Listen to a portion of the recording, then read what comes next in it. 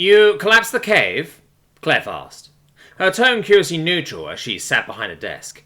I did, Poulter nodded, as she stood at full attention. There could have been documents in there, the moth woman pointed out, drumming her fingers against the desk. I consider that unlikely, Colonel. Poulter gestured around the prefab they currently occupied. The prefab was a bit of a mess, Clef noted, as she glanced around the room. The walls had a few holes in them from where they'd been struck in the fighting, and then been rapidly covered with tarp in the aftermath.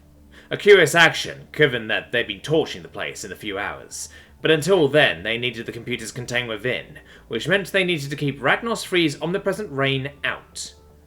From what my technicians can see, Poulter continued, all the info that might be recovered from this site is likely to be here in these computers. Perhaps they are wrong, or the real nerve center was held inside the cave, but I doubt it. What I know that cave contained were traps and roaches. Which would have been a small nightmare to flush out, Graham opined from her position at the back of the room, where she was watching over the small horde of technicians that were working on cracking the roach computers. There was just a hint of surliness in the Shivanti woman's tone, which was entirely unexpected. As commander of the regiment's exo company, she'd been none too pleased to discover that her people wouldn't get the honour of drawing first blood for the regiment. Instead, the exos had been held in reserve, so that they could rapidly redeploy if anything went wrong with the main attack. Something her regiment's second biggest prima donnas had taken with very little grace. Because if I'm not dealing with a bunch of human tankers sulking the entire trip over, I'm dealing with short aristos who are upset they can't write home to mummy about finally bagging some roaches, Clef lamented. So she ignored the woman and instead turned her attention back to her major. As the woman on the ground, it was your prerogative to deal with the situation as you wished. In future, though, I would prefer it if you contacted me before possibly destroying valuable enemy intel. Noted, the Rikiri nodded. Weather and situation permitting. Reluctantly, Clef nodded back. Weather and situation permitting. Which would be a lot less than she might like, given that barely a kilometre from the eye of the storm, the regiment's comms had begun to suffer from interference. Not enough to make communication impossible, but it boded ill for their advance deeper into the continent. Putting that for now minor irritation aside, she looked over at Gremp. How are things going with retrieving information from their computers? Instead of answering directly, she gestured to one of the nearby technicians, who was crouched over a heavy-duty datapad, which was fair enough. She also didn't mind when the woman in question continued working as she spoke. Well, ma'am, some of the devices in here were slapped by laser fire. Theirs, not ours. Scuttling the place before they took it. Fortunately for us, whosever job it was, they got unlucky.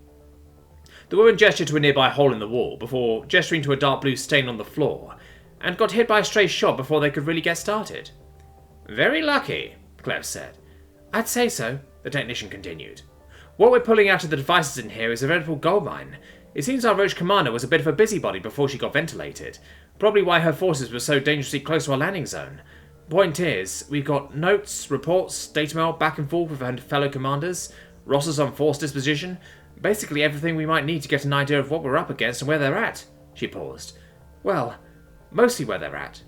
Mostly? Clef asked. Troop displacement across the continent is a bit more hazy, ma'am, the alien said, running a hand ruefully through her hair. Not for any lack of data on our part, but because our commander wasn't totally sure herself. Pirates with operational security, Gremp laughed. Will wonders never cease? The technician glanced at the officer. I can assure you, ma'am, it wasn't by design, just comm trouble. Clef nodded. That made sense, given the trouble her own communications equipment was having with the storm. She could only imagine the trouble the roaches would be having trying to coordinate forces across the continent. More to the point, from her mail it seems we're dealing with a few different bands of pirates here, the technician continued. They're all working together, but they're not exactly friendly. Clef grinned. That was useful to know. It all served as an excellent reminder that they were up against pirates, not a real army. Not that you'd know that from the way her regiment was celebrating just outside. From the way they were carrying on, one would think they triumphed over the Golden Glaives themselves. Still, gratuitous or not, the celebrations were something Clef was content to let happen. It was good for morale, and hopefully it would go some way to repairing the small rift in her regiment that continued to persist, despite her champion's best efforts. Besides, it wasn't as if discipline had collapsed completely. Some poor grubs were out on sentry duty, keeping an eye out for any roach elements that might have been out on patrol when the base was attacked. though in all likelihood they would have retreated rather than strike back. Roaches tended towards the fanatical, but they weren't stupid. At least, not usually. Exceptions always existed. Right, well, I'll leave it to your team to sort out before you forward it to me. Clef leaned back in her seat. With this windfall, we can take a day or so to plan our next move based on what we've recovered here. Satisfied, she stood up, only to pause. Oh, and don't worry about forwarding it to our sister regiments. I'll take care of that personally. More to the point, she was looking forward to rubbing her regiment's success in her fellow colonels' faces. Perhaps the shame of being outperformed by a regiment of primitive swimsuit models might prompt the pair of them into finally getting off their asses. Though Clef wasn't holding her breath. Winner, winner, chicken dinner, a Marine cried as he held his prize aloft in the air. Looks like we finally found what gave Singh his little love tap. The prize in question was a massive rifle, connected by a long cable to what seemed to be a backpack-mounted power pack. It was clear, even from a casual distance, that the thing wasn't intended for anti-personnel use. If Jason were to hazard a guess, he'd say that it was probably intended to combat exos, or light vehicles.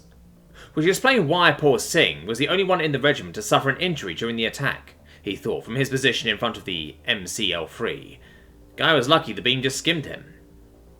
Given the weapon had been powerful enough to punch straight through his armor's protection, which could normally tank at least a few shots from most modern rifles, he had a feeling a direct hit would have blown the man into a fine red mist. Shaking off the grisly thought, he leaned back against the metal behind him. He was technically as off-duty as all the Marines that were now cavorting around the bonfire that had formed in the slag remains of the Roach base.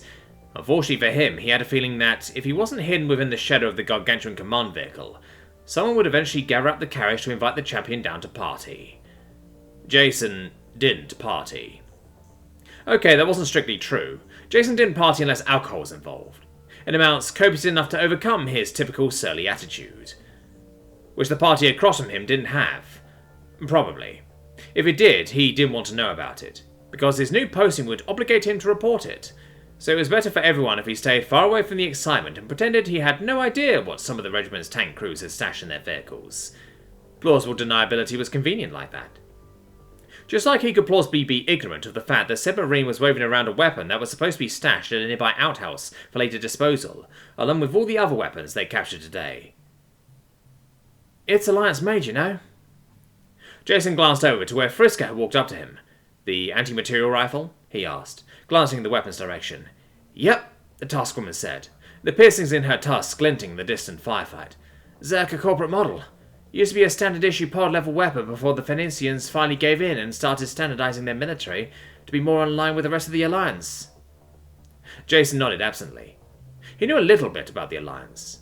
He knew that it was part of the Big Three with the Imperium and Consortium. He knew that it wasn't so much a singular entity as it was a collection of member states. He knew that many of those members had joined the Alliance specifically to avoid being gobbled up by either the Imperium or the Consortium, and he also knew that if he'd been forced to pick an interstellar power to subsume his world, he would have picked them. By all accounts, the whole system sounded like a toothless, lethargic mess of bureaucracy, crippled by competing interests and corruption. But at least they didn't go around conquering people and claiming it was for their own good. Doesn't surprise me, he said, giving no hint of his seditious thoughts. I saw crap from all over the place in that pile. Hell, there were even a few Imperial carbines. Most of it he wasn't able to identify the origins of, but he could see that few of the weapons they recovered from the pirates had similar origins. The design principles and aesthetics were just too different. Perhaps, Frisker acknowledged. But I think even you could see that most of it was Alliance-made. I suppose. Most of it did seem to follow the same general design principles. I assume then that they're big sellers? Frisker snorted, leaning back against the machine behind her. Selling is too strong a word. Practically giving away is a more apt description. I doubt there's a race in the periphery that they aren't supplying. All that matters to them is that those people they sell to use those weapons to hurt Imperial interests. Jason had a feeling there was more to that story than anticipated. I don't know. What you're describing doesn't sound all that different from the Consortium. The Consortium says they sell to anyone and they mean it. They're shiftless scum, but at least they're honest about it. She shrugged. Well, for a given value of honesty. Point is, they'll sell to anyone with the credits. The woman shifted. The Alliance, though? They'll swear up and down that they aren't involved in conflicts like this, but they are. They just don't want to do the dirty work themselves, so they arm groups that are in opposition to us. And because of that, every time I show up on a rock like this, I end up getting shot at by some Alliance-made piece of crap. Her eyes glinted in the firefight. That's my problem with the Alliance. They turn other people into landmines for us to deal with. And if we don't deal with them, well, it's not like those weapons go anywhere. And the Shorvanti are different? He asked, a little irritated at the sanctimonious tone coming from a woman who belonged to a race that conquered his own. He imagined quite a few people back on Earth would have relished the opportunity to be turned into a landmine for the Imperium. Something Frisker seemed to catch on to, though there was no heat in her voice as she continued speaking. The Imperium's not perfect, far from it. But can you honestly tell me that you think Earth would be better off if you were still fighting us? Properly fighting us? Not the backyard skirmish crap that's going on right now? Jason shrugged. To be honest, he didn't really know. Part of the reason for Earth's swift subjugation had been the sheer difference in firepower between the human military and the Shorvanti, which has sucked. No two ways about it. But because of that fast subjugation, a lot less people had died than might have if the war had dragged on, which would almost assuredly have happened if Earth had access to the space-age weapons that the Alliance was, apparently, giving away to anyone with a bone to pick with the Imperium. Which made Frisker's landmine analogy make a little more sense. Sure, stepping on a landmine sat for whichever poor soul happened to do so, but it wasn't exactly like things turned out well for the landmine either. Though I can't help wondering if I'm stretching that analogy a bit far. So you're telling me that the Imperium never sells guns? That it never supplied a movement that was in opposition to the Coalition? Or the Alliance? Why would we? We eventually want to rule the universe. And supplying a group that's in conflict with a legitimate government would only hurt us in the long run. Stable governments are easier to conquer. Docile populaces are easier to absorb. It's less of a mess all around. That's the difference between us and the Alliance. The Alliance talks about wanting peace for all races, but they're happy to stoke the fires of conflict outside their borders if it keeps them safe. Some genuine passion entered the woman's voice. The Imperium, though? We're going to bring peace to the entire universe. Not with thoughts and prayers, but genuine reform. Through force, Jason couldn't help but point out. Frisker nodded. If need be. At least our way of doing things will bring an end to the conflict. When all are united under the rule of the Empress, there will be peace, which is a lot more than the thoughts and prayers that the Alliance touts will ever achieve. Jason resisted the urge to sneer in disgust. He didn't agree with her. Not at all. But he could understand it. And what was more, even if he wanted to, he couldn't deny that the Shorvanti put their money where their mouth was. They'd invested a lot in Earth, and that wouldn't see a return for a very long time indeed. And he had little doubt that places like Africa had seen an improvement since the occupation. Sure, the whole continent was still a hotbed of conflict and discontent, but at least the people there now had access to power and water, nor did they need to fear some local warlord rolling into town with guns and unreasonable demands, mostly because the Shorvanti had beaten them to it. And that was why he couldn't agree with it, not when he could see the many endemic problems in the Imperium itself. A rising tide might raise all the ships, but it's a bit harder to appreciate sudden elevation when the water is filled with sewage, he thought. Ah, fuck! The sudden cry was a distraction that jolted him from his thoughts as he nearly shot up, adrenaline running through his veins. Are we under attack? He asked, bringing up his rifle as he glanced around, an action being mimicked by just about every Marine in sight as they scrambled for their weapons.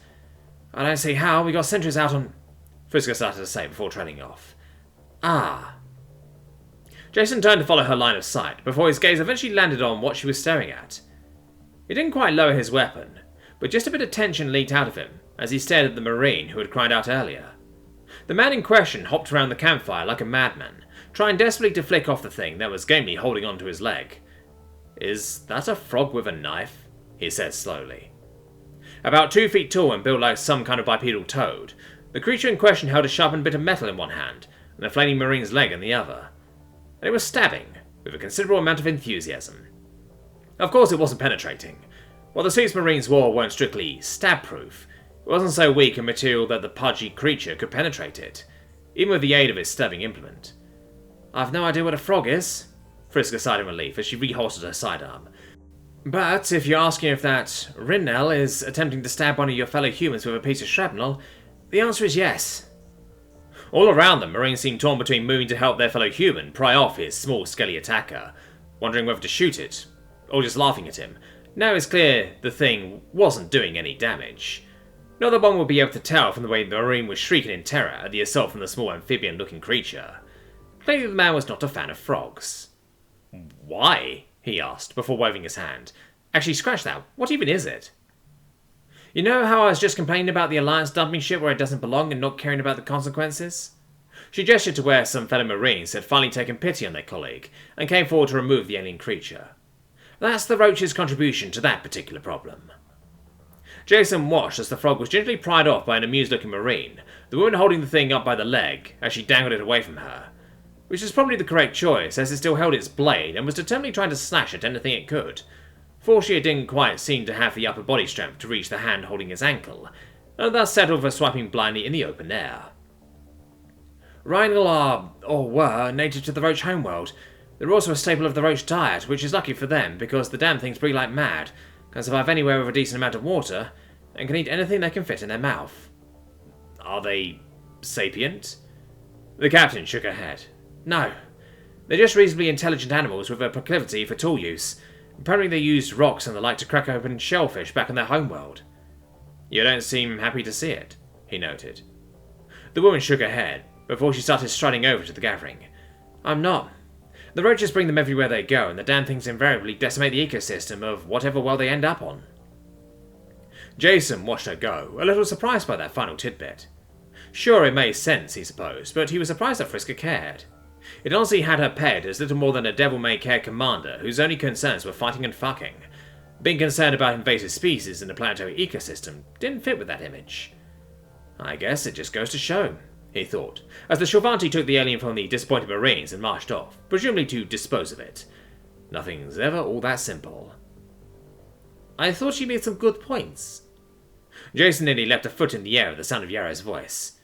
I thought I told you to stop doing that, he shouted, whirling on the utterly unrepentant canine woman.